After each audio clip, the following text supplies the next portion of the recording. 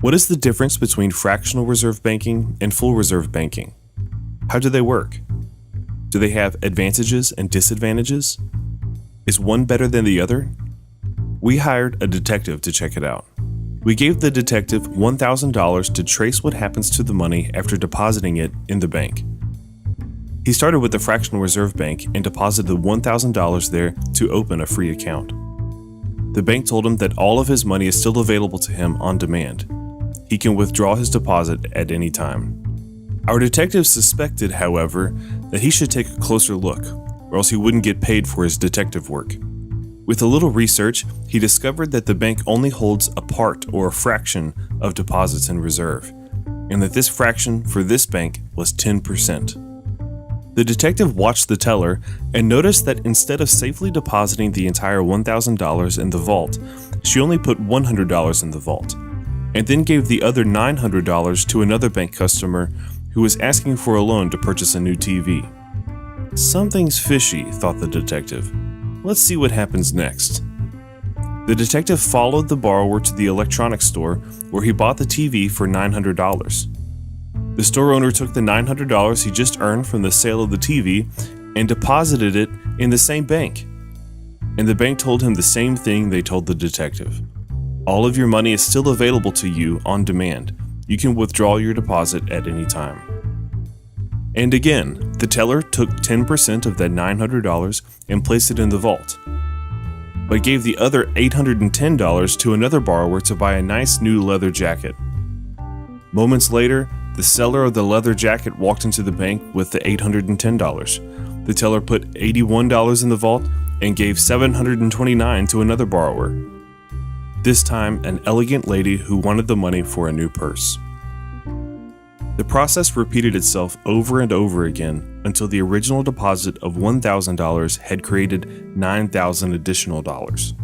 The detective, after running around the city all day, came back to us with 4 conclusions. Conclusion number 1. The account was free because the bank makes money off lending deposits to other people. However, if everybody came to withdraw their deposits at the same time, the bank would be in big trouble. Conclusion number 2. The bank earns interest on the newly created $9,000, but the real deposit was $1,000. A little strange, isn't it? Conclusion number 3. As we know, money itself is not real wealth, except that it allows us to purchase the goods and services we actually want. By creating a larger money supply and not a larger supply of goods and services, prices of goods and services increase and the purchasing power of all the money decreases, including the old money that originally existed before the fractional reserve lending process. Conclusion number 4. The lower the fraction of reserves held, the more the bank can lend to others. If the fraction was 5% in this scenario, $19,000 could have been created out of thin air. The next day, we gave the detective another $1,000 to investigate a 100% reserve bank. He walked into the bank and deposited $1,000 to open a new account. The teller informed him that the bank charges a fee for the safekeeping of funds, so the account is not free. The detective winced a little because nobody wants to pay for an account they could have for free at another bank. Then the teller said, "We cannot move your money without your consent, but if you have no need to use all or part of your money for some time, you can loan it to us for that time period and earn some interest. You'll get all of your money back plus interest." The detective decided to go for it. He deposited $100 or 10% of the money and allowed the bank to borrow the other $900 for a year. The teller then put $100 in the vault and gave the $900 to a customer who wanted to borrow it to buy a new TV. Then the electronics store owner came back to the bank with $900 and decided to deposit all of it so he could have it on demand.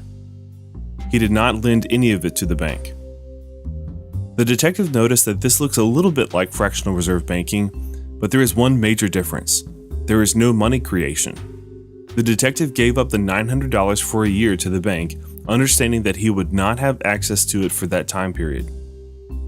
Over the next year, the money will be paid back by the guy who bought the TV, and then the bank will give the detective the $900 back plus some interest. In summary, the seller of the TV has not received new money in this case. The detective parted with it for a time, but will get it back later when the TV buyer pays down his loan to the bank. At the end of the day, the detective brought us 4 more conclusions. Conclusion number 1. The demand deposit was not free. It had a fee because the bank was providing a service for the depositor, the safekeeping of the money. Any interest earned was only on the money lent to the bank and to the TV buyer. Conclusion number 2. There is no new money created, therefore the money does not lose its purchasing power as a result of bank lending in a full reserve system. Conclusion number 3. As long as the banks maintain full reserves, it will always be able to redeem their customers' demands for withdrawing their deposits. There's no risk of insolvency in this regard.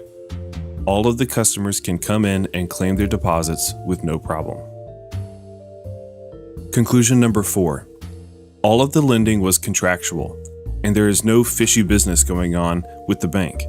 It was clear to the detective that the $100 was being deposited and $900 would not be available to him for a year because he was lending it to the bank. Good work, detective. In the next video, we'll discuss the process of money creation more broadly through the interaction of commercial banks and the central bank. For more, visit econclips.com. In order to not miss the next video, I encourage you to subscribe to our channel on YouTube and like our Facebook page. You can find the links in the description below.